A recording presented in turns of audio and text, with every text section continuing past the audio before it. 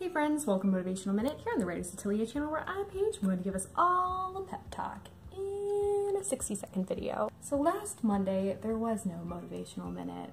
I felt under the weather pretty much all week, and I knew I needed to take that day to rest. Which reminds me, we as writers are allowed to take days off. A lot of times with that comes a ton of guilt, right? We don't want to be away from our stories, but sometimes it's the healthiest, not only for our bodies, but also for our minds. Stepping away can reignite passion and excitement, and taking a day or two off is totally fine.